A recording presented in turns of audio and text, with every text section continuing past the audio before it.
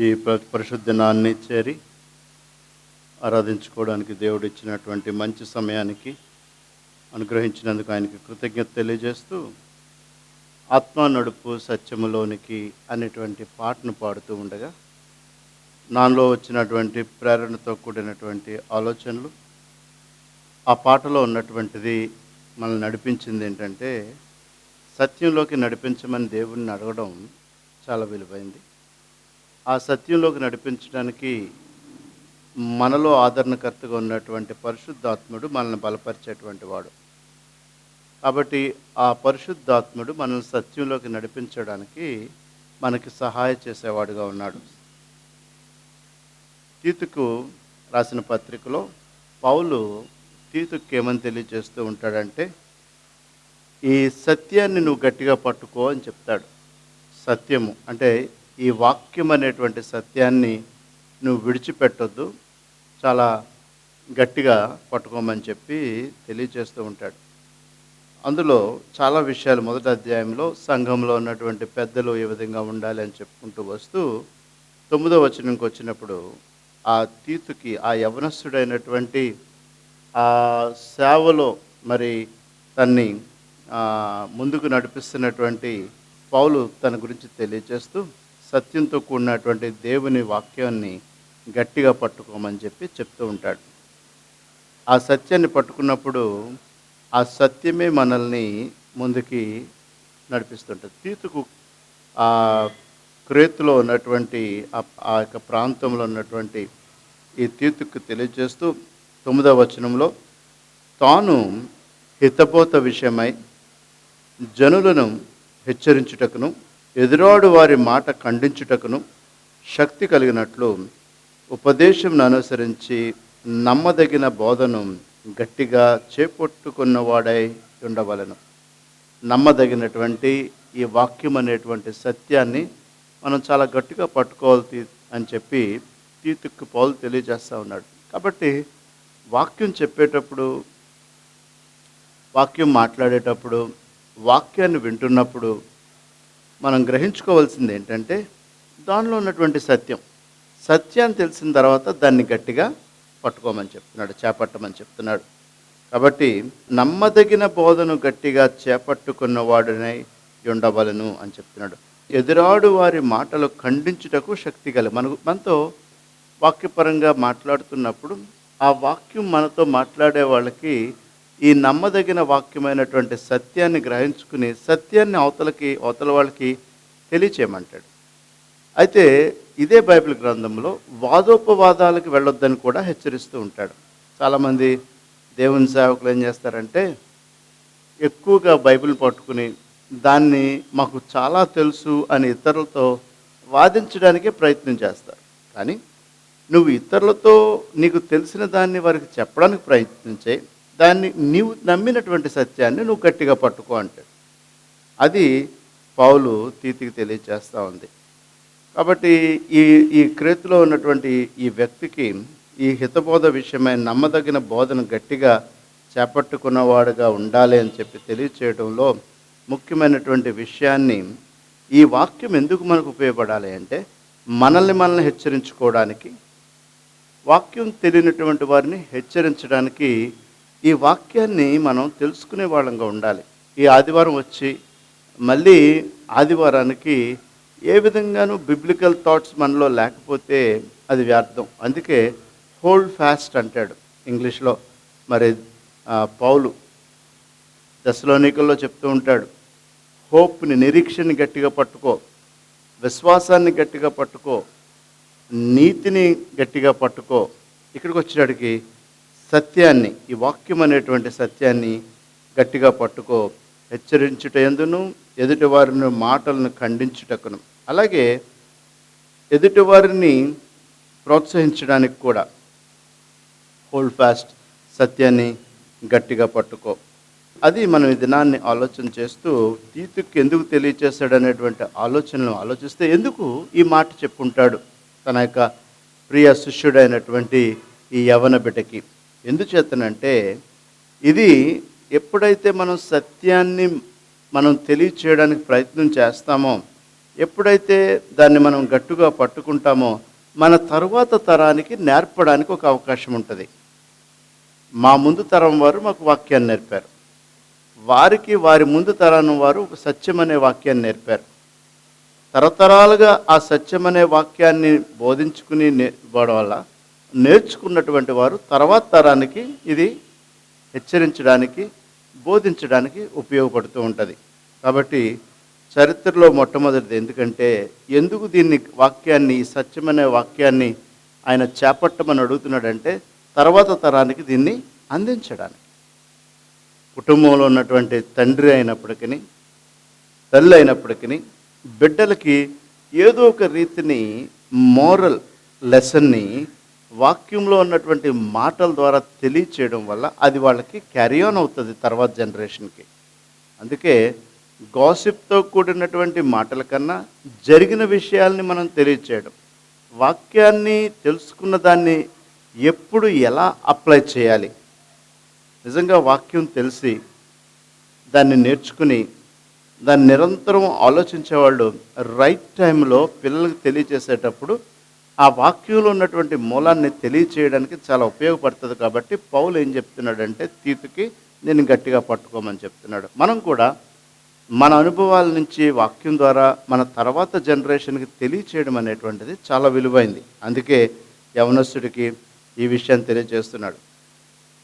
ఎందుకు అని మళ్ళీ రెండో ప్రశ్న పౌలు అడిగితే ఎందుకు తీతుకు, మొదటిదైతే తర్వాత వాళ్ళు నేర్చుకోవడానికి. ఇంకొకటి ఎందుకు పౌలు తీతుకి నేర్పిస్తున్నావంటే వాళ్ళు అటు ఇటు ఊగిసలాడకుండా స్థిరమైన నిర్ణయాలు తీసుకోవడానికి అని చెప్తాడు.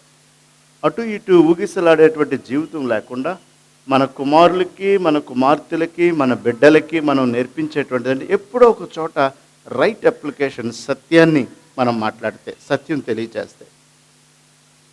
సత్యం ఎప్పుడు కూడా ఆలోచింప చేస్తూ ఉంటుంది. నిజం ఎప్పుడు కూడా ఆలోచింప చేస్తుంది. నిజం మనం తెలియచేయడం వల్ల అవతల వ్యక్తికి ఒక మంచిని ట్రాన్స్లేట్ చేయడం అవుతూ ఉంటుంది. అందుకని పౌలు ఈ విషయాన్ని తెలియజేస్తున్నాడు. రెండోది, ఎందుకు పౌలు సత్యం ఈ విధంగా యవన బిడ్డకు నువ్వు నేర్పుతున్నావంటే తన జీవితంలో నిజాన్ని ప్రోత్సహించడానికి. వాక్యము నిజమైంది, వాక్యము సత్యమైంది. ఈ వాక్యాన్ని ఈ భూమి మీద ఉండకుండా చేయడానికి ఆ యొక్క సృష్టించిన తర్వాత పరిశుద్ధాత్మ ప్రేరణతో ఈ వాక్యం రాయబడిన దినాల నుంచి సాతానుడు ఈ వాక్యం, ఈ బైబిల్ అనేటువంటిది భూమి మీద లేకుండా చేయడానికి చాలా ప్రయత్నాలు చేశాడు. కానీ దాన్ని గట్టిగా పట్టుకోవాల్సిన వాళ్ళు గట్టిగా చేపట్టుకున్నారు. కాబట్టే ఈరోజు మన చేతుల్లో బైబిల్ ఉంది. బైబిల్ని ఏ విధంగా అణగదొక్కాలి, బైబిల్ని ఏ విధముగా ఉనికిలో లేకుండా చేయాలి, బైబిల్ ఉనికిలో లేకపోవడం వల్ల ఈ సత్యాన్ని ఎలాగ మరుగు చేయాలి, ఈ బైబిల్ని త్రొక్కు పెట్టడం వల్ల ఎలాగ చీకట్లోకి నడిపించాలి, ఈ బైబిల్ని ముద్రణ రాకుండా చేసినట్లయితే అనేకులకు సత్యం తెలీదు అనేటువంటి ప్రయత్నం జరిగింది. కాబట్టే పౌలు 1వ శతాబ్దంకి వచ్చేటప్పటికి ఈ వాక్యం అనేటువంటి సత్యాన్ని గురించి మాట్లాడుతూ, ఒకవేళ మీకు ముద్రణ అనేటువంటిది లేకపోయిన పరిస్థితి అయినప్పటికీ ఈ సత్యాన్ని మీరు గ్రహిస్తే, మీరు గట్టిగా పట్టుకున్నట్లయితే అది ఎప్పుడు కూడా మీ హృదయం అనేటువంటి పలక మీద రాసుకునేటువంటి వాక్యంగా కూడా ఈ వాక్యం ఉండాలని చెప్పి పౌలు తెలియజేస్తున్నాడు. కాబట్టి బైబిల్ గ్రంథాన్ని అనేక విధాలుగా నలగొట్టాలని, బైబిల్ గ్రంథాన్ని కాల్చేయాలని, బైబిల్ గ్రంథాన్ని చదవాలనుకున్నటువంటి వాళ్ళని చెరసాలలో వేసేటువంటి పరిస్థితులు ఈ యూరోప్ నుంచి ఈ ఆసియా ఖండం వరకు చాలా ప్రదేశాల్లో చాలా విధాలైనటువంటి సత్యాన్ని అణగదొక్కడానికే ప్రయత్నం జరిగింది. అందుకే పౌలు వాక్యాన్ని గట్టిగా పట్టుకోమని చెప్పి అడుగుతున్నాడు. ఈ సత్యం అనేటువంటి వాక్యాన్ని చదివేవారిగానే ఉండకూడదు. అందుకే అమెరికన్ చర్చెస్లో ప్రతిరోజు చర్చిలోకి ఎంటర్ అవుతుంటుంటే అవుట్లైన్స్ ఇస్తూ ఉంటారు. ఎందుకంటే ఇంటికి వెళ్ళిన తర్వాత కూడా వాక్యం చదువుకుని గుర్తుపెట్టుకోవాలని, లేకపోతే వాక్యాన్ని రాసుకుంటూ ఉంటారు. దాన్ని బట్టి మళ్ళీ బైబిల్లో చదువుకుని నా మాటలను చదువుకోవడానికి కాదు, నేను చెప్పినటువంటి రెఫరెన్స్ల నుంచి మాటలు అర్థం చేసుకుని జ్ఞాపకం చేసుకోవడానికి మనం ఈ సత్యాన్ని గట్టిగా పట్టుకోవాలి. అందుకే ఈ తీతుకు 1:9 తాను హితబోధ విషయమై జనులకు హెచ్చరించుటకును ఎదురాడు వారి మాట ఖండించుటకును శక్తి కలుగువాడునట్లు ఉపదేశమును అనుసరించి నమ్మదగిన బోధను గట్టిగా చేపట్టుకున్న వాడై ఉండవలను. ఇది మనం ఆలోచిస్తే ఈ బైబిల్ని, ఈ సత్యవాక్యాన్ని లేకుండా ఉండాలని జ్ఞానులు, కొందరు పెద్దలు, కొందరు నాయకులు, రూలర్స్, కింగ్స్, వీళ్ళందరూ కూడా వాళ్ళ మాట నెరవేర్చబడాలి. కాబట్టి ఈ బైబిలు వాడుకలో ఉన్నట్లయితే ఇది చాలా రాజులకి, పరిపాలనలకి, మంత్రులకి, నిర్ణయాలు తీసుకునేటువంటి వారికి ఇది అడ్డంగా ఉందని దీన్ని ఎప్పటికప్పుడు దీన్ని నిర్మూలన చేయాలనే ప్రయత్నం చేయబడ్డది. కానీ ఈరోజు కూడా మన ఇళ్లలో చూస్తే అసలు బైబిల్నే భూమి మీద లేకుండా చేయాలని ప్రయత్నం చేసినప్పుడు ఒక్కొక్కరిళ్లలో ఎన్ని బైబిల్స్ బూజుపెట్టి ఉంటాయండి. మనం వాడుతున్న బైబిల్ కాక ఇంకో 2-3 బైబిల్స్ అన్నా మన ఇంట్లో ఉంటాయి, 4-5 బైబిల్స్ అన్నా ఉంటాయి. న్యూ టెస్ట్మెంటో, ఓల్డ్ టెస్ట్మెంటో హిస్టరీ లేకుండా చేయాలని ఈ బైబిల్ గురించి ప్రయత్నం చేయబడింది ప్రపంచంలో ఈ 2000 సంవత్సరాల్లో. దీన్ని మనం ఆలోచిస్తే ఈరోజు మనం ఇది ఎందుకు మాట్లాడుకోవాల్సి వస్తుందంటే, ఆ విధంగా చేయడం వలన, ఆ విధంగా నడిపించడం వల్ల ప్రతి కాపీ కూడా ఇది రిమూవ్ చేయబడాలని చెప్పి మరి అనేక విధంగా ప్రయత్నం చేయింది. అలాంటప్పుడు కొంతమంది కాంప్రమైజ్ అవ్వకుండా, రాజులకు కూడా కాంప్రమైజ్ అవ్వకుండా ప్రతుల్ని దాసిన వాళ్ళు ఉన్నారు. దీన్ని తరం వెంబడి తరం వాక్యాన్ని అందించేవాడు ఉన్నాడు. ఎందుకంటే మార్కు సువార్త 13వ అధ్యాయంలో 30వ వచనంలో ఒక చక్కని మాట రాయబడి ఉంది. ఈ వాక్యాన్ని గురించి యేసే తన మాటల్ని తెలియచేశాడు. ఆయన చెప్పినటువంటి మాటలో ఆకాశము భూమి గతించును కానీ నా మాటలు, ఆకాశం భూమి గతిస్తుందేమో, నా మాట అనే నా వర్డ్, ఈ వాక్యము ఇది గతించదు. ఇది ఎవ్వరూ కూడా దీన్ని ఆపలేరు. అందుకే ప్రపంచ నలుమూలల్లో సుమారు 3000 భాషల్లో, సుమారు 700 డైలెక్ట్స్ అంటే కోయ భాష లాంటి అలాంటి ప్రపంచంలో ఉన్న భాషల్లో ఈరోజుకి 75% మంది భూమి మీద ఉన్నటువంటి వారి హస్తాల్లో దేవుని వాక్యం ఉంచబడింది. ఆ రోజు దేవుడు పలికాడు ఆ మాట. ఆయన నోటితో పలికి, యేసు తన నోటితో అన్నీ ఆకాశము భూమియు గతించును కానీ నా మాటలు, ఇది సత్యం. దీన్ని మనం పట్టుకునే వారంగా ఉండాలి. హిస్టరీలో చూస్తే ఇజ్రాయెల్ వెళ్ళిన వాళ్ళకి డెడ్ సీ స్క్రోల్స్ అని చెప్పి ఒకటి దొరికింది 1947లో. అవి గల్లీ సముద్రం పక్కన్నటువంటి గుహలు. ఆ డెడ్ సీ మృత సముద్రానికి ప్రక్కన్నటువంటి గుహల్లో 1947లో ఒక పశువులు, గొర్రెలు కాసుకునేటువంటి ఆ షెపర్డ్ బాయ్, చిన్న బాలుడు ఆడుతూ ఆడుతూ రాళ్ళు ఇసురుతుంటే గుహలోకి వెళ్ళి పెద్ద శబ్దం వచ్చింది, ఐరన్ది తగిలినట్టు. ఆ శబ్దం వస్తే కుర్రోడు రాళ్ళేసి, ఇంకా రాళ్ళేస్తే ఆ శబ్దం అలా కనపడితే అప్పుడు అక్కడున్న వాళ్ళకి తెలియచేస్తే ఇజ్రాయెల్ ఆర్కియాలజీ వాళ్ళు ఏముందా అని చెప్పి తవ్వితే పెద్ద పెద్ద స్క్రోల్స్ అంటే ప్రతులు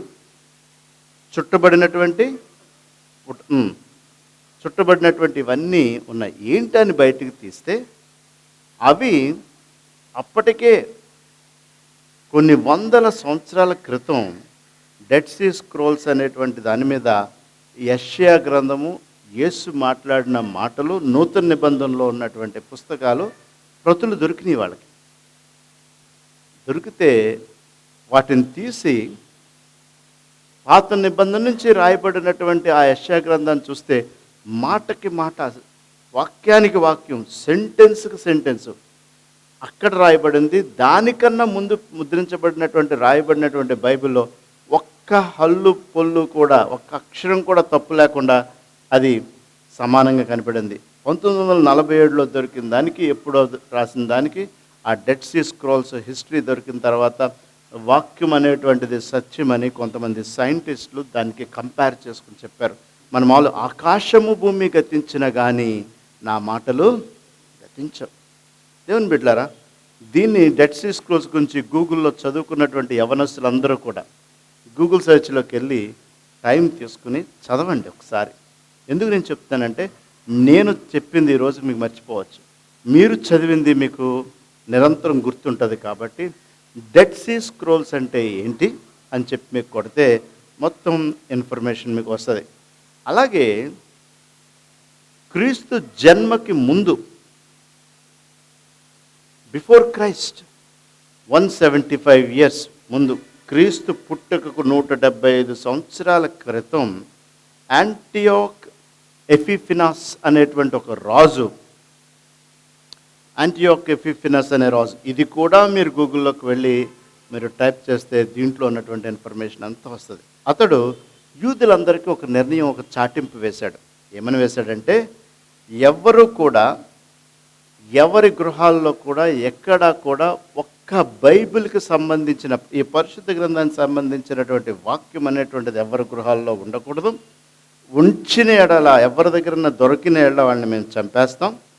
దాని యొక్క పేజెస్ కూడా ఎందుకు ఉండకూడదు. ఈ రోజు నుంచి నేను చెప్పినటువంటి, నేను ఇచ్చినటువంటి ఆజ్ఞలతో కలిగినటువంటి ఏ దేవుళ్ళని నేను పూజించాలని చెప్తున్నానో ఆ దేవుళ్ళని తప్ప వాక్యం అనేది ఎవరి గృహంలో ఉండదని చాటింపేశాడు. అప్పుడు ఒక వ్యక్తి, చాలా విశ్వాసం కలిగిన వ్యక్తి, ఈ వాక్యం పట్ల నమ్మకం కలిగినటువంటి వ్యక్తి, జూడస్ మ్యాకిబియాస్ అనే వ్యక్తి, 175 సంవత్సరాల క్రీస్తు పుట్టకకు మునుపు ఈ వ్యక్తి ఏం చేశాడంటే, నేను చనిపోయిన పర్ల, నన్ను కర్రల మీద పెట్టి కాల్చిన పర్ల ఈ స్క్రిప్చర్స్ నేను దాస్తాను అని చెప్పి నిర్ణయించుకుని అనేకమైన ఈ యొక్క ప్రతుల్ని తీసుకుని వెళ్ళి రకరకాల ప్రదేశాల్లో వాటిని పాతిపెట్టాడు.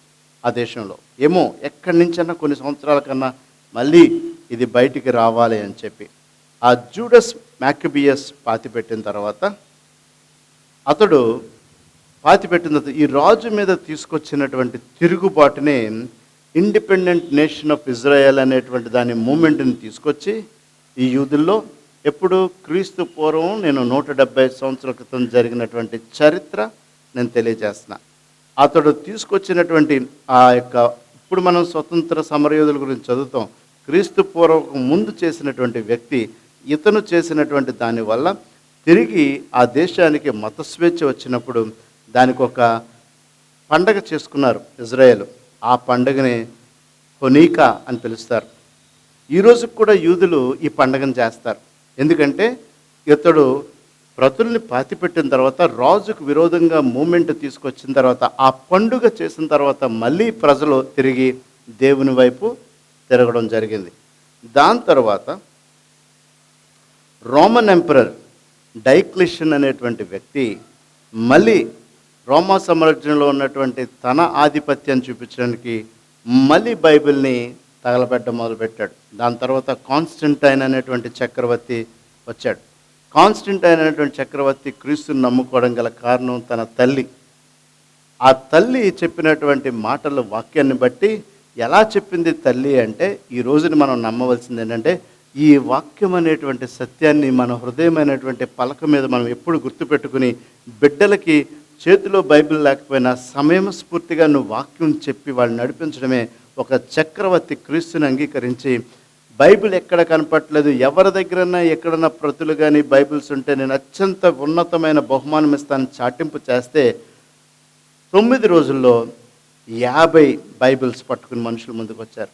అంటే ఎంత జాగ్రత్తగా వీటిని భద్రపరుచుకున్నారు. దాన్ని తీసుకుని కాన్స్టంటైన్ చక్రవర్తి మళ్ళీ బైబిల్ ముద్రలను చేయించి ప్రతి చర్చికి ఒక్కొక్క బైబిల్ని పంపించాడు. అందుకే భూమి కానీ ఆకాశం కానీ గతించిన నా మాటలు గతించవు. అందుకే మనం వాక్యాన్ని తెలుసుకున్నప్పుడు వాటిని భద్రపరచుకోవాలి. అది మన బిడ్డలకి నేర్పించే వాళ్ళంగా ఉండాలి. దాన్నే పౌలు తీతుకు చెప్తున్నాడు. కాబట్టి బైబిల్స్ మనం కలిగి ఉండడం కన్నా, బైబిల్ నుంచి మన బిడ్డలతో మాట్లాడగలిగేటువంటి పరిస్థితులు మనం కల్పించుకోవాలి. బైబిల్ నుంచి బిడ్డల హృదయాల్లో ఈ యొక్క దేవుని మాటలు ముద్రించబడేటువంటి ఆలోచనలు మనం తెలియచేయాలి. దీన్ని జ్ఞానంతో, ప్రేమతోటి, మనం గత వారం జ్ఞానాన్ని గురించి మాట్లాడుకున్నాం. జ్ఞానం కలిగి ఉండేటువంటి విషయాల గురించి సొలొమోన్ మహారాజు ఏం తెలియచేశాడో మనం మాట్లాడుకున్నాం. తల్లులైన వాళ్ళు కానీ, తండ్రులైనటువంటి వాళ్ళు కానీ బిడ్డలకి ఒక మోరల్ లెసన్ మన బైబిల్ వాక్యాన్ని నుంచి నేర్పించగలిగితే, ఒక చక్రవర్తి తిరిగి బైబిల్స్ని తీసుకురమ్మని చెప్పి ప్రపంచానికి బైబిల్స్ని అందించగలిగాడు. దేవుని బిడ్డలారా,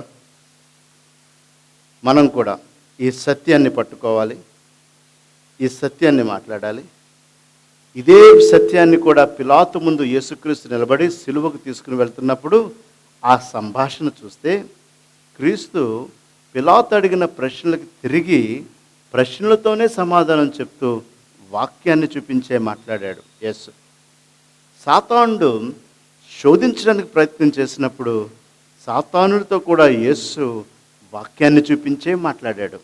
దేవుని బిడ్డలారా, నువ్వు నేను కూడా మనము మన పొరుగు వారితో కానీ, మన ఇతరులతో కానీ, మనం ఇతరులకు బోధించడానికి ప్రయత్నం చేసినప్పటికీ కూడా వాక్యం నుంచి మాట్లాడడానికే మనం ప్రయత్నం చేయాలి. వాక్యం అనేటువంటిది నీతి అయిందనే మనం బోధించాలి. నిన్నటి దినాన్ని నాతో పాటు ఆఫీస్లో పనిచేసేటువంటి అకౌంటెంట్స్ ఉన్న గురించి వాళ్ళతో నేను క్షుణ్ణంగా స్ట్రైట్ ఫార్వర్డ్ ఒక మోరల్ లెసన్ బోధించడానికి నేను వాక్యంలో ఉన్నటువంటి మాటలే వాళ్ళకి వాళ్ళకి చెప్పా. ఎందుకంటే వాళ్ళకు ఒక పనిని గుర్తుండాలి అంటే దాన్ని ఏ విధంగా మనం చెప్పగలిగామంటే, బైబిల్ని మించినటువంటి సత్యం, నిజం, నీతి ఇంకొకటి లేదు. బైబిల్కి మించినటువంటి సత్యం ఉన్నది. ఆ సత్యం మాట్లాడినప్పుడు సైలెన్స్. యేసు ఎప్పుడైతే పిలాతుకి వాక్యంలో ఉన్నటువంటి సత్యాన్ని మాట్లాడాడో, ఆ యొక్క సింహాసనం మీద కూర్చున్న పిలాతు ఏంటి, ఆ చుట్టూ చేరినటువంటి జనాంగం ఏంటి, అక్కడున్నటువంటి పరిసయ్యులేంటి, సద్దుకాయులేంటి, అక్కడున్నటువంటి అధికారులేంటి, అందరూ నిశ్శబ్దమయ్యారు. సైలెన్స్ అనేటువంటిది ఎక్కడి నుంచి వస్తుందంటే, అవతల వారి దగ్గర నీలో ఉన్నటువంటి మాటలో ఉన్నటువంటి ఈ వాక్యంతో కూడిన ఆత్మ నడుపు, ఆత్మ నన్ను సత్యంలోకి నడుపు అనే ఈ వాక్యం అనేటువంటిది మనం గ్రహించుకుని దాని ద్వారా మనం మాట్లాడినప్పుడు సత్యం ఎప్పుడు కూడా అవతల వాళ్ళని సైలెంట్ చేస్తుంది, నెమ్మది చేస్తుంది, లేక వారిలోంచి సత్యాన్ని బయట తీసుకొస్తుంది. అది సత్యం కలిగి ఉంది దేవుని వాక్యం. అందుకే పౌలు ఆ వ్యక్తికి ఆ విధమైనటువంటి ఆలోచనతో కూడినటువంటి తలంపుల్ని తెలియచేస్తూ ఉన్నాడు. వాక్యం అనేటువంటిది మనకు ఎందుకు ఇవ్వబడిందంటే, అది మన కళ్ళతో సత్యం చూడడానికి, మన చెవులతో సత్యాన్ని వినడానికి, విన్న వారికి ఆ యొక్క సత్యం ద్వారా దేవుణ్ణి తెలుసుకోవడానికి ఉపయోగపడుతుంది. యాకోబు రాసిన పత్రిక మనం చదువుతున్నాం. దానిలో ఉన్నటువంటి కొన్ని మాటలు మనం ఆలోచన చేస్తే, దేవుని మాటను మనం వినడం వల్ల, వాటిని విధేయత అవడం వల్ల ఏం జరుగుతుందో చెప్తూ యాకోబు రాసిన పత్రిక 1వ అధ్యాయం 22లో ఏమంటున్నాడంటే, 22వ వచనంలో, మీరు వినువారు మాత్రమే ఉండి మిమ్మును మీరు మోసపరచుకొనకుండా వాక్య ప్రకారము ప్రవర్తించిన వారే ఉండండి. అంటే మనం వినేసి వెళ్ళిపోయేటువంటి వాళ్ళంగా ఉండొద్దు అంటున్నాడు ఈ వాక్యాన్ని. మనం విన్న వాక్యం ప్రకారం ఏదో ఒకటి చేయడానికి, ఈ వాక్యంలో ఉన్నటువంటి సత్యాన్ని చేయడానికి ప్రయత్నం చేయండి. ఈ వాక్యం ఏదైతే మీ చెవికి వినపడ్డదో, ఏ వాక్యాన్ని ఎవరైతే మీ కళ్ళతో వాక్యం చూశారో, దానిలో ఉన్నటువంటి ఒక్క విషయాన్ని ఆ వారం రోజులు చేయడానికి ప్రయత్నం చేయండి. ఇలా ప్రయత్నం చేయడం వల్ల మిమ్మల్ని మీరు మోసపుచ్చుకోరు, మీరు మోసపించబడరు. అందుకే వినువారు మాత్రమై ఉండి మిమ్మల్ని మీరు మోసపరుచుకునకుండా వాక్య ప్రకారము ప్రవర్తించేవారినై ఉండండి. ఎప్పుడైతే ఈ వాక్య ప్రకారం మనం ఒక పనిని చేయడానికి ఆలోచన చేస్తూ ఉంటామో, ఈ వాక్యాన్ని బట్టి మనం చేయగలుగుతాం. ఎందుకంటే విన్నది ఒక మనిషికి ఎంతసేపు గుర్తుంటుందో చెప్పగలరా స్టూడెంట్స్ ఎవరన్నా? చాలామంది స్టూడెంట్స్ కనబడుతున్నారు ఇక్కడ. ఒక లెక్చర్ విన్నది మీ బ్రెయిన్లో ఎంతసేపు ఉంటుంది? నాకు వినపట్ల. మీరు విన్నది మీ బ్రెయిన్లో ఎంతసేపు గుర్తుంటుంది? నేనే చెప్తా, అలాగే చూస్తున్నారు, మీరే చెప్పండి అని. 72 hours. టీచర్స్ కూడా ఉన్నారంట. ఓకే, 72 గంటలు దాటి ఏది కూడా అదే విన్నది తిరిగి మీరు రీరీడ్ చేసినా, తిరిగి మీరు ఎక్కడైనా రాసుకున్నా, ఇది జ్ఞాపకం పెట్టుకోవాలని మీరు నోట్ చేసుకుంటే చాలా కాలం గుర్తుంటుంది. ఎవరితో ఏ సమయంలో అయినా ఆ విషయాన్ని జ్ఞాపకం చేసుకొని తెలియచేయడానికి ఉపయోగపడుతూ ఉంటుంది. అందుకే ఇక్కడ ఒక వినడం కాదు మీరు అంటున్నాడు, దాని ప్రకారం ఏదో ఒకటి చేస్తే action. When you listen something, you followed it by an action that will remain with you. అది మీతో ఉంటుంది అది. అందుకే మనల్ని మోసపుచ్చుకోవద్దు అంటున్నాడు కదా. ఎందుకు మోసపుచ్చుకోవద్దు అంటున్నాడంటే, ఇది మన నాలుకతో మనల్ని మంచిని మాట్లాడింప చేయడానికి ప్రయత్నిస్తుంది. ఏది మరి ఆయన ఏ విధంగా విన్నది మరి ప్రయత్నం చేయమంటున్నాడు? మన విన్న దానిని మరి విడిచిపెట్టకుండా ఆ పనిని ప్రవర్తించమంటున్నాడు. దానికి 26వ వచనంలో ఏమని చెప్తున్నాడంటే, అదే అధ్యాయంలో యాకోబు 1వ అధ్యాయము 20, ఎవడైనను నోటికి కళ్ళెము పెట్టుకొనక తన హృదయమును మోసపరుచుకొనొచ్చు, భక్తి గలవాడిని అనుకునే ఎడల ఆ భక్తి వ్యర్థమే. కాబట్టి మనం చాలాసార్లు నేను చాలా భక్తి కలిగిన వాడిని, నాలో చాలా భక్తి ఉంది, నాకన్నా భక్తి పరులు నా చుట్టూ ఎవరో కనపడట్లేదు అనేటువంటి భక్తిహీన బుద్ధి వద్దు. భక్తి అనేటువంటిది ఏంటంటే, నీవు విన్నదాన్ని, నువ్వు నేర్చుకున్న దాన్ని నోటికి కళ్ళెం పెట్టుకుని ఆ కళ్ళెము పెట్టుకున్నటువంటి వాడి వల్లే నువ్వు మాట్లాడడానికి ప్రయత్నం చేసినట్లయితే అప్పుడు నీ భక్తి నిజమైనటువంటి భక్తి దానిగా కనపడుతుంది అంటాడు. కాబట్టి దీన్ని చేసేటువంటి వాళ్ళం మనం కూడా మన నోటికి కళ్ళెం పెట్టుకొనక తన హృదయమును అంటే ఎప్పుడైతే ఆలోచించకుండా విన్న వాక్యం నోట్లో లేకుండా, వాక్యం మనలో లేకుండా ఏ విధంగా మన నాలుక తిరిగితే అలా మాట్లాడేస్తే అది భక్తి కాదు అంటున్నాడు. దాన్ని కూడా దేవుని వాక్యాన్ని మనం జ్ఞప్తిలోకి తెచ్చుకుని మనం చేసినట్లయితే అది భక్తి అని చెప్పి. అందుకే ఈ విధంగా కూడా మీరు మోసపుచ్చుకొనవద్దు అంటాడు. దేవుని మనసుని మన మనసులో పెట్టుకుని దేవుని వాక్యాన్ని మనం జ్ఞాపకం చేసుకుని మనము ముందుకు వెళ్ళినట్లయితే దేవుడు మన జీవితంలో గొప్ప కార్యాలు చేస్తూ ఉంటాడు. మనం ముగించుకుంటూ పౌలు ఏం తెలియజేశాడు ఒక్క మాటని మనం చదివి ముగించుకోవడానికి ప్రయత్నం చేద్దాం. అపోస్తుల కార్యాలు 26వ అధ్యాయంలో ఒక విలువైనటువంటి మాట మనకు కనబడుతూ ఉంటుంది. అపోస్తుల కార్యాలు 26వ అధ్యాయము 9వ వచనం చూసినట్లయితే, నజరేయుడైనటువంటి యేసు నామమున విరోధముగా అనేక కార్యములు చేయవలని నేను అనుకుంటుని, యెరూషలేమును నేను ఇలాగూ చేసే తిని. నేను ప్రధాన యాజకులు అధికారం పొంది పరిశుద్ధులు అనేకులను చెరసాల్లో వేసి వారిని చంపినప్పుడు సమ్మతించి తిని. ఒకప్పుడు నేను చాలామందిని చంపడానికి నేను సమ్మతించిన వాడిని, కానీ నేను చేంజ్ అయ్యాను అంటాడు.